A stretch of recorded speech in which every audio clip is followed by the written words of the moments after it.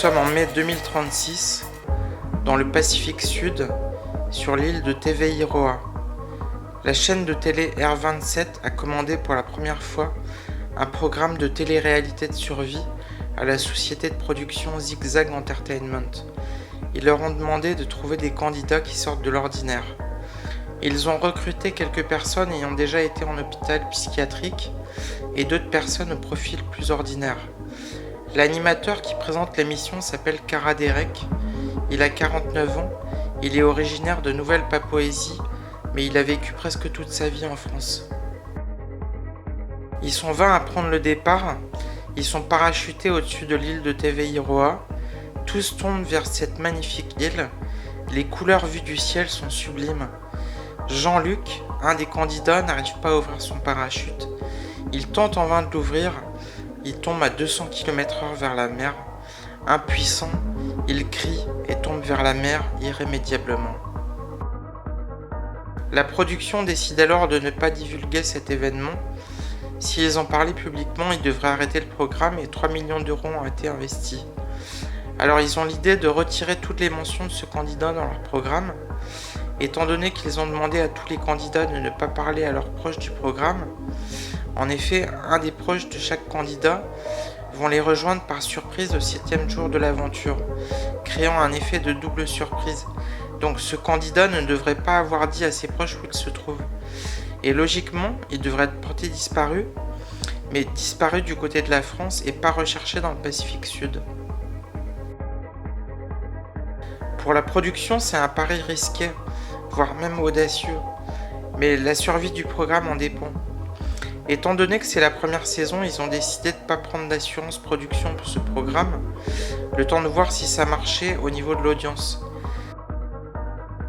Pour que son corps ne se retrouve pas sur la plage, la production a envoyé un bateau avec 2 plongeurs chargés d'accrocher le corps à des rochers par 20 mètres de fond. La production a estimé qu'il devrait être assez rapidement mangé par les crabes. Ils ont décidé de remplacer le candidat dont le parachute ne s'est pas ouvert par une candidate du nom de Marie-Joëlle qui était en liste d'attente. Ayant été appelée en urgence, elle arrivera 2 jours plus tard sur le camp, le temps de s'y rendre depuis la France, mais elle ignore pourquoi elle a intégré le jeu alors qu'elle n'était pas prévue au départ, mais elle est ravie. Les 20 candidats ont convergé vers le camp, ils commencent à faire connaissance entre eux, puis arrive l'animateur, Kara Derek. 2 capitaines d'équipe vont être tirés au sort. Ça sera Nathalie et Jean-Mathieu. Nathalie pour l'équipe des Verts et Jean-Mathieu pour l'équipe des Bleus. Nathalie est une brune de 42 ans, infirmière francophone originaire des Pays-Bas, et Jean-Mathieu, poivre et sel, à 81 ans, originaire de Bourgogne. Il est retraité de l'agriculture intensive traditionnelle. Pour cette aventure, chacun va choisir 9 coéquipiers à tour de rôle. Étant donné qu'ils se connaissent très peu, le feeling des premières minutes va jouer sur leur choix. Pierre Loup, un des candidats qui était à côté de Jean-Luc dans l'avion, s'étonne qu'il ne soit pas sur le camp. L'animateur Kara Derek se veut rassurant. Jean-Luc s'est foulé la cheville à l'atterrissage. Il a été pris en charge par l'équipe médicale. Il reviendra avec vous prochainement. Sauf si l'équipe médicale le déclare inapte à continuer l'aventure. L'équipe verte composée par Nathalie comporte davantage d'hommes, et la bleue, celle de Jean-Mathieu, a plus de femmes. Le premier camp qui a été atteint sera le camp des Verts. Les bleus vont devoir aller sur l'île voisine qui s'appelle Mahu-au-Roi, et cette île a un environnement bien plus intéressant en termes de nourriture, et aussi la plage est plus belle. Dans l'équipe verte, celle de Nathalie, il y a un candidat pas banal qui s'appelle Théo Léo. Il a un frère jumeau qui n'a pas postulé au casting de l'émission et il va jouer un rôle clé plus tard. Son frère jumeau s'appelle Théodule. Il n'est pas censé se trouver sur l'île de Teveiroa, mais Théo Léo, son frangin, a réussi à garder un téléphone portable pour le prévenir d'où il se trouvait. Et il lui a expliqué où se passait le jeu et rapidement Théodule le rejoint. Physiquement, ils se ressemblent à l'extrême, on peut les confondre sans problème. Ils ont exactement la même coupe de cheveux, le même visage, la même taille et un peu la même façon de s'exprimer. Les deux équipes vertes et bleues s'installent sur leurs camps respectifs. La première priorité étant de trouver de l'eau.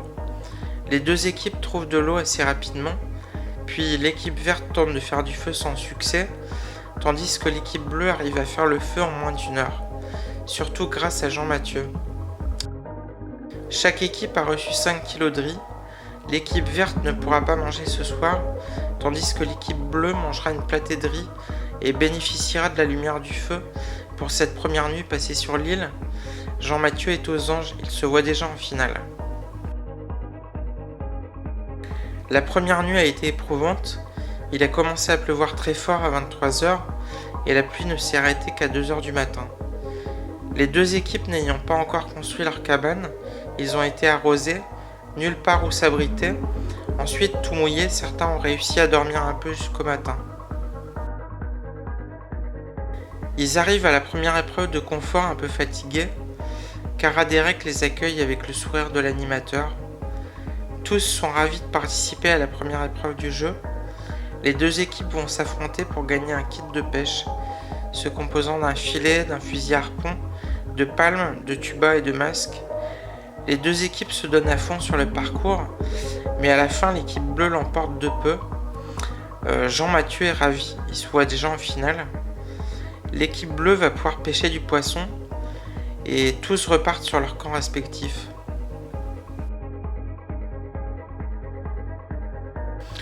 Une fois que les bleus sont revenus au camp, Jean Mathieu propose aux autres qu'ils partent avec le fusil à harpon. Deux autres candidats se proposent d'utiliser le filet de pêche, mais ils n'arrivent pas vraiment à l'utiliser et ils n'attraperont aucun poisson. En revanche, Jean Mathieu avec le fusil à harpon a plus de chance, il réussit à prendre 2 petits poissons. Il revient sur le camp, les autres candidats apprécient, mais en même temps pensent qu'avec seulement 2 petits poissons, ça représente que 2 petites bouchées par personne. Jean Mathieu décide alors de repartir pêcher. Il espère trouver 3 ou 4 poissons de plus pour rassasier l'équipe. Il plonge à nouveau. Cette fois, il descend plus profondément dans la mer. À 10 mètres sous le niveau de la mer, il évolue entre les récifs de corail. Puis soudainement, il aperçoit un requin. Il est de taille moyenne, environ 3 mètres. Il hésite à le tirer au harpon, mais le requin n'a pas l'air très vif. Il se dit que c'est une occasion en or de ramener un gros festin à l'équipe. Il se saisit de son fusil à harpon et tire. Il le rate, puis essaye une deuxième fois. Le harpon se plante dans la peau de l'animal. Il se débat un moment. Il entraîne Jean Mathieu plus loin. Mais le requin semble fatigué. Jean Mathieu décide de nager vers le camp avec le fusil à harpon entre les mains. Le requin suit doucement Jean Mathieu vers la plage en se débattant de temps en temps, mais le harpon reste planté dans sa peau. Jean Mathieu sort de l'eau en tirant le requin vers le camp. Les autres n'y croient pas leurs yeux. Un requin de 3 mètres de long ramené par un vieil homme de 81 ans. Les autres candidats se réjouissent de cette énorme prise. Ils vont pouvoir manger pendant plusieurs jours, leur donnant un avantage certain sur les épreuves. Mais une candidate du nom de Géraldine s'écrie « C'est une femelle pleine, elle attend des petits ». Le doute s'installe sur le camp. Faut-il manger une femelle qui attend des petits ? Jean Mathieu veut absolument la faire cuire sur le feu, mais un cadreur s'en mêle. Mais ça se fait pas de cuire une femelle qui attend des petits. Le pêcheur s'énerve. Personne ne m'empêchera de cuire ce requin. C'est moi qui l'ai attrapé, il va rassasier tout le monde. Un cadreur prévient en urgence la production via le talkie-walkie pour expliquer la situation. Pendant ce temps, Jean Mathieu se saisit d'une machette. Il en veut à la candidate qui a remarqué que ce requin femelle attendait des petits. Il est furax. Les mots fusent entre les deux candidats. Il dit à Géraldine « Mais j'ai faim ! Tu sais ce que ça veut dire quand j'ai faim ? Ça veut dire qu'on va s'engouffrer cette salope de l'océan qui a plein de dents et qui fait chier tout le monde. » Jean Mathieu est tout rouge. Il pète littéralement un plomb. Il se met à courir après Géraldine qui se met à crier. Il tente de lui donner un coup de machette à la tête, mais il rate son crâne et lui découpe un bout d'oreille. Elle crie en bougeant frénétiquement pendant que le sang s'écoule sur son visage. Les candidats parviennent à les séparer. Quelques minutes plus tard, l'animateur de l'émission arrive, Cara Derek, arrive tel un agent des forces de l'ordre, et il dit à Jean Mathieu « C'est intolérable ce que vous avez fait là. Vous vous rendez pas compte? Non seulement vous avez voulu tuer une femelle pleine, ça se fait pas. Aucun des 200 pays de la Terre ne tolérerait ça. C'est une règle élémentaire de la chasse. Et puis d'avoir agressé Géraldine, c'est intolérable. Vous lui avez découpé un bout d'oreille. Vous vous rendez compte de ce que vous faites? Bien entendu, ça l'empêchera pas d'entendre, mais vous lui avez ôté une partie de sa beauté. Jean-Mathieu baisse la tête, mais dans le fond, il n'a pas trop l'air de se rendre compte de la situation. L'animateur lui dit qu'il est instantanément éjecté du jeu pour une période indéfinie. Il lui demande de le suivre sur son bateau. Quelques kilomètres plus loin, Jean-Mathieu est déposé sur une micro-île déserte, circulaire de 10 mètres de diamètre. Il n'y a aucune végétation, uniquement du sable. Il va devoir rester là pendant 24 heures, le temps que la production décide de son sort. Le bateau s'éloigne de la micro-île. Jean-Mathieu tourne un moment sur l'île. Il est un peu hébété. Il sait pas trop quoi penser de la situation. Il pense que couper juste un bout d'oreille, ça n'empêche pas vraiment de vivre. Il pense qu'on s'acharne un peu trop sur lui. Il finit par s'asseoir en regardant le coucher du soleil. Et fatigué, il s'allonge et s'endort peu de temps après. Vers 2 heures du matin, un tremblement de terre a lieu à 1000 km de là. C'est un petit tremblement de terre, mais il génère une petite vague de 8 mètres de haut, une vague scélérate 5 fois plus haute que les autres vagues. Jean-Mathieu se fait balayer de la micro-île par cette vague et il se retrouve dans la mer en pleine nuit. Il comprend rien à ce qui s'est passé. Il tente de rejoindre la micro-île, mais dans le noir, il n'est pas sûr dans quelle direction elle se situe. Stressé, il nage pendant quelques minutes, mais il ne voit pas où se trouve l'île, donc il décide d'attendre quelques heures que le jour se lève pour y voir plus clair. Fatigué, il se laisse porter par la mer sans s'endormir. Vers 5 heures, les premières lueurs du jour apparaissent. Il ne distingue qu'une seule île à l'horizon, mais ça n'est pas la micro-île où il était. Il commence à nager vers cette île, mais elle est loin, probablement plus de 5 km. Il se dit qu'en faisant plusieurs nages de 500 mètres, il va bien finir par y parvenir, mais du haut de ses 81 ans, il surestime un peu ses forces. Au bout d'une heure à nager, il est complètement exténué, il se laisse porter par le courant. Environ 1 heure plus tard, un bateau de pêche le repère. Les pêcheurs le font monter à bord du bateau.